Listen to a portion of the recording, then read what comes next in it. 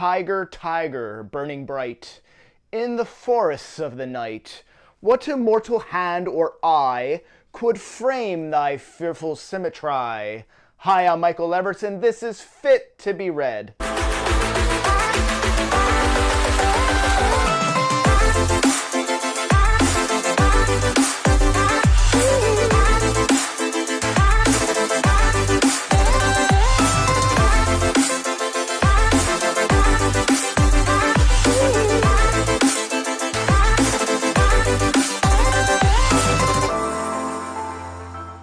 Alfred Bester's The Star's My Destination, also published under the original title, Tiger, Tiger, is one of the great classic works of science fiction.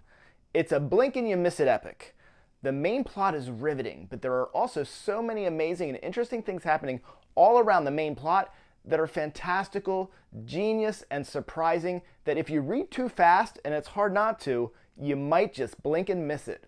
As with each review on this channel, the episode will begin with a spoiler-free review, character analysis, and plot summary. Following that summary, I'll announce my 5 likes and my 5 dislikes segment that will include spoilers. If you haven't done so already, please click the subscribe button, the notification bell, like the video.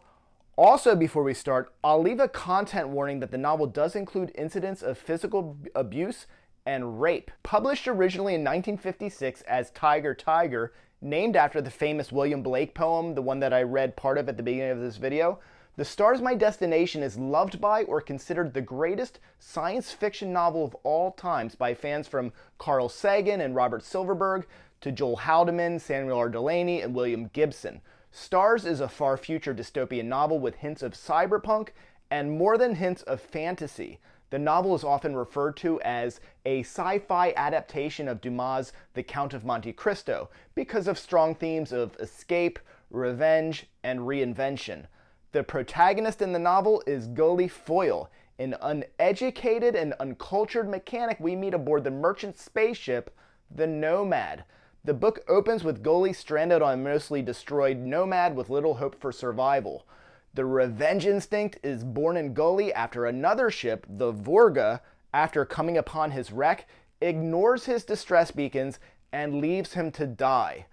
Gully survives, barely, aboard the ship for nearly 200 days, sucking on the last remains of an oxygen tank and sealing himself in an airtight locker. Of course, the reader is immediately going to connect with this hero and root for his revenge and survival.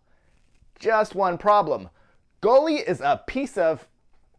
Foyle is one of the most vulgar, despicable, and unlikable protagonists in all of science fiction. A skill of the author is his ability to evoke our distaste of Foyle while also nurturing our ability to root for certain elements of his efforts to be successful. Also interesting in this unique story is the use of jaunting. Nearly everyone is able to teleport or jaunt, generally 1,000 feet at a time, just by willing it. That nearly everyone has this ability adds greatly to world building, and it avoids being a gimmick or a superpower that only a few possess. The discovery of jaunting has changed the world dramatically.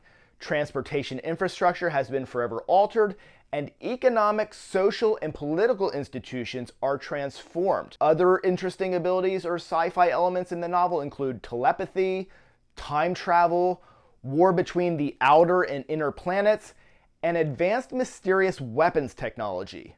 Venturing into the fantastical, we also get a healthy dose of surgical experimentation and Dr. Moreau vibes. Across the brow was blazoned Nomad. Foyle stared, then cried out in agony. The picture was a mirror. The face was his own. Foyle's vulgarity is not the only thing hideous about him. Invoking the opening line of the Blake poem, Foyle's face is tattooed and scarred with swirls and stripes across his cheeks, nose, eyelids, and the word nomad across his forehead. We follow Gully, singularly focused on revenge. Foyle will let nothing stand in his way as he attempts to track down those who left him to die. He is hell-bent on finding the Vorga and destroying it and confronting the person who gave the order and making them pay. Motivated only by vengeance, Foyle is incapable of human decency. He uses, abuses, or abandons everyone he meets or connects with, whether they help him or not. They are just pawns in his quest. Of the novels I've read or reread in 2021, this is the most difficult to share much plot summary, as there's so many substantial ideas, exciting revelations, fantastical elements, and tropes that are really spoilery just upon mentioning them.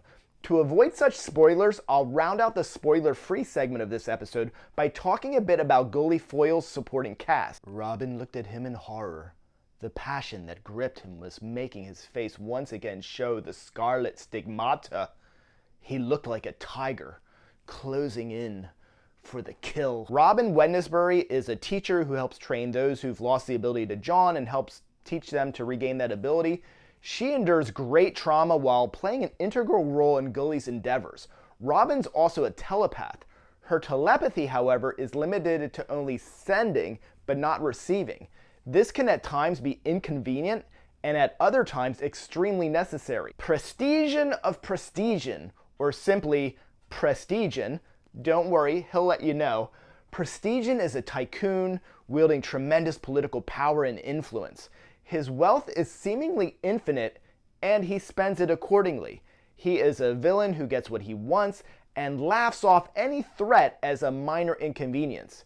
It is a sign of wealth that Prestigian does not jaunt. Instead, he selects, as the wealthy do, to use luxury transportation. Prestigian, throughout the story, is most motivated by a desire to recover a mystery property known as Pyre. Of course, he and Foyle, the two main characters in this book, will cross paths. Other interesting characters who all end up connected with Prestigian in one way or another, and therefore Gully Foyle, are Jezebella, a fugitive with a complex personality, tendencies toward the sadistic, and connections to other depraved individuals.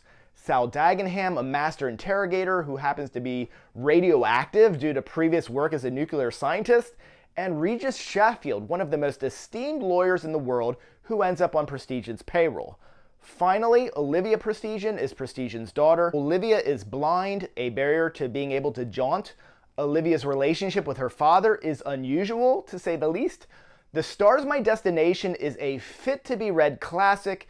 It's fantastical, it's chock full of substance and action, it's psychedelic, inventive, unique, stunning, and breathtakingly exhaustive in a good way. The book is thoroughly engrossing, and even upon reread, I could not put it down. It's also difficult to deeply talk about it without spoiling it, so on to the spoilers. Here are my 5 likes and 5 dislikes, spoilers included, for The Stars My Destination. Dislike number 1. That Dagenham, Prestigian, and Yeovil feel at times like they're the only powers that be makes the politics of the world seem a bit small. The world building is fantastic in this story, and obviously these 3 are the ones after the pyre, but the story would have benefited from some political focus that they didn't control, so we're not just left with the impression that they're the only ones that are running things. On the other hand, it certainly hammers home the power of wealth and corporate greed. Like number 1, Gully is unlikable, and there's no cheap trope of transforming him from detestable to him changing his ways and becoming likable. His character grows, of course, but we're never asked to like or forgive him.